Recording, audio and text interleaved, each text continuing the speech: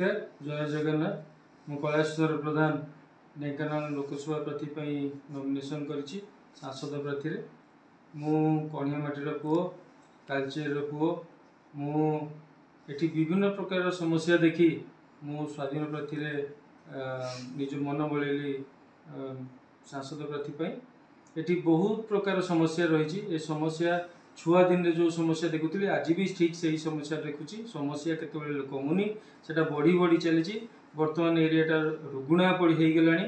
एठी बेकारी युवकों संख्या बहुत वृद्धि पाईगला क्योंकि या नहीं भाविली जे संसदीय क्षेत्र ढेंकानाल जदि मु सांसद प्रार्थी पाइली बहु मत भोट रे जदि मु जितिली ताले मु किछिटा ढेंकानाल संसदीय क्षेत्र रे जेते कोयला खनि अच्छी कि जी इंडस्ट्री अच्छी ये सब इंडस्ट्री रु जी टंका आमर बाहर जोटा डीएम फंड को आसूची तार विनियोग ठीक भाव में हो पानी। समस्त सरकारी दल हो जी भी हो सब मिसिकी खाई जाऊँच लोक मैंने किसी भी पाऊना।